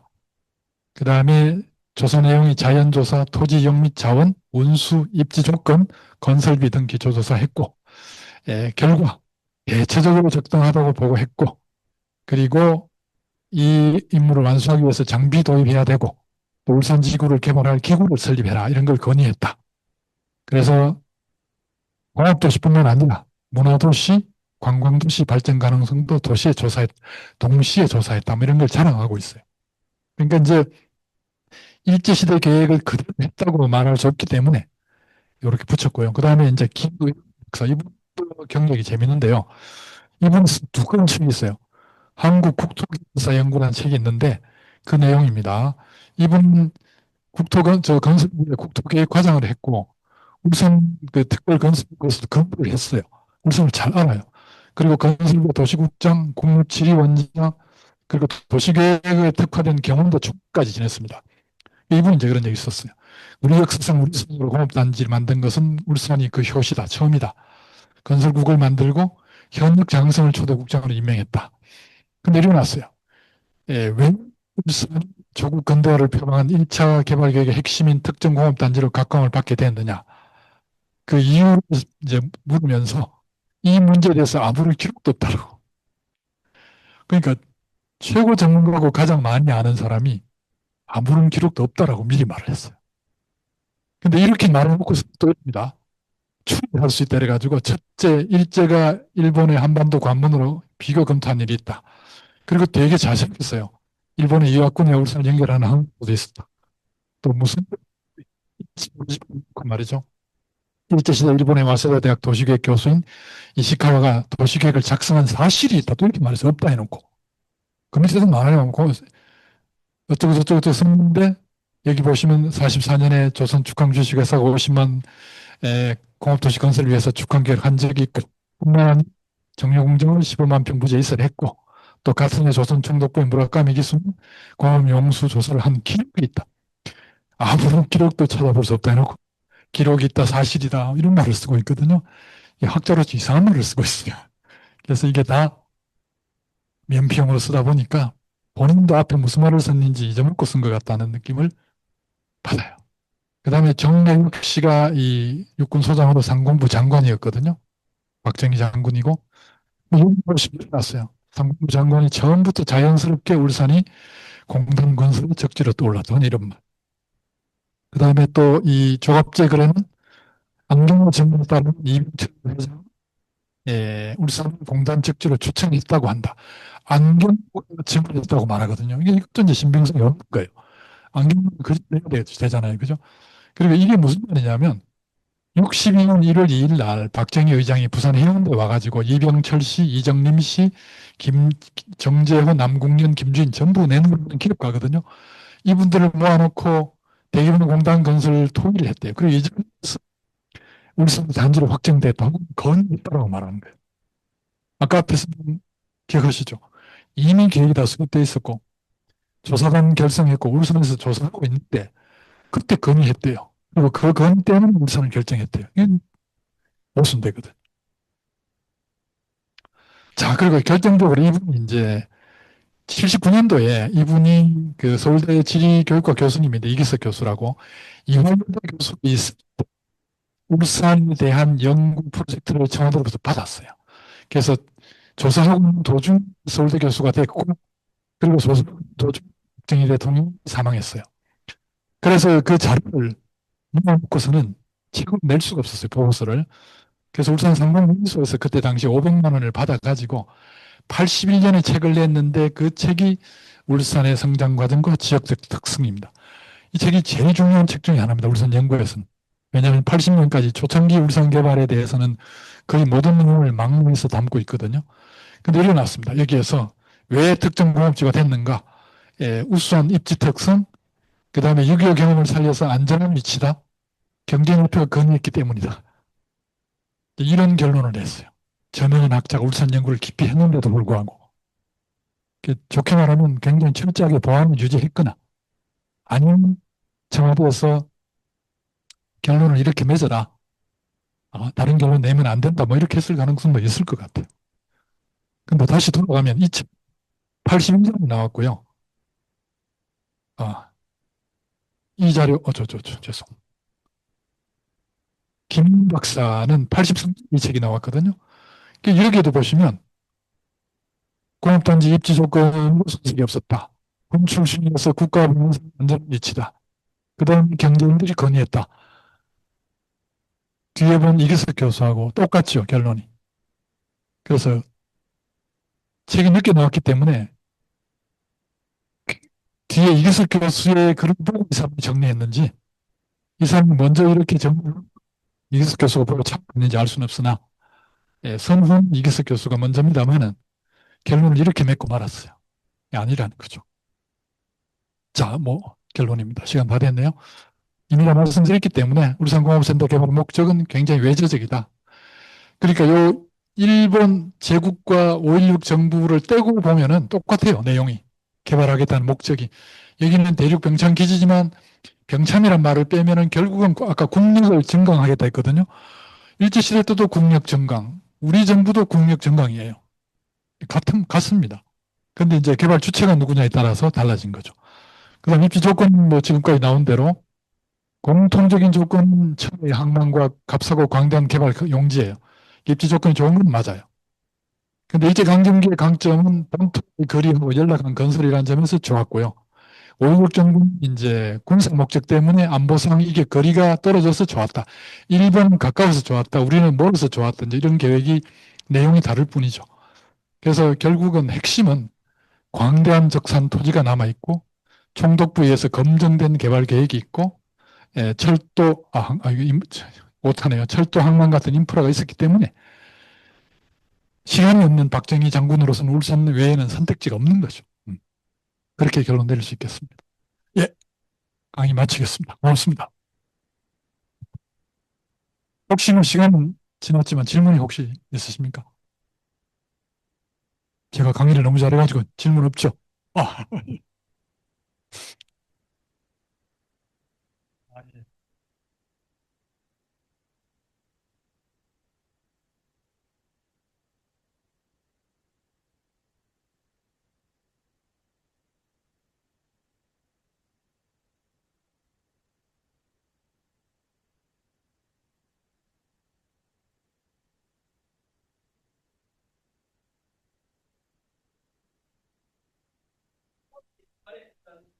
맞습니다. 예. 맞는 말씀.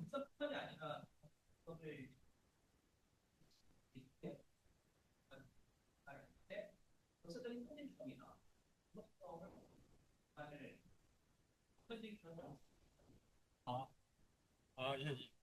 예. 지금 말씀하신 지적은 굉장히 타당하고요. 결국 이 사람도 자기 사업의 정당성을 말하기 위해서 신랄한 얘기를 끄집어냈다고 생각해요. 근데 제가 평가한 거는 그것보다는 저는 우리나라 수많은 학자들이 경주와 울산 관계에 대해서 아무도 얘기를 안 해가지고 그게 답답했는데 이 사람은 그걸 지적해 줬기 때문에 그 부분이 아주 놀랍다라는 얘기였고요. 지금 말씀하신 내용은 이 사람은 이제 당시의 시대 상황을 잘 이용을 했죠. 즉 전쟁 말기가 되다 보니까 일본은 모자가 부족했거든요. 그전 조선은 사람도 교육시키지 않고 버려준 땅이었는데 이제 일제 말기가 되면서 일본 본토만으로는 자기들이 어떻게 전쟁을 수행할 수 없기 때문에 한반도까지 전체를 군수공업 기지로 만드는 그런 계획을 수립합니다. 그걸 이 사람은 일찍 개최했다고 보고요. 사실 오늘 말씀을 못 드렸지만은 울산 내용이 아니라 한반도 전체를 가지고 일제시대 공업화 계획을 얘기한다면은 지금의 우리 국토계획하고 거의 일치합니다. 그래서 다른 지역까지 전체를 다 이 공단으로 조성하는 그런 계획을 가지고 있었습니다. 그 중에 하나라고 볼 수도 있어요. 시작은 얘기가 했지만 답변이 된지 모르겠어요. 예, 마치겠습니다. 다들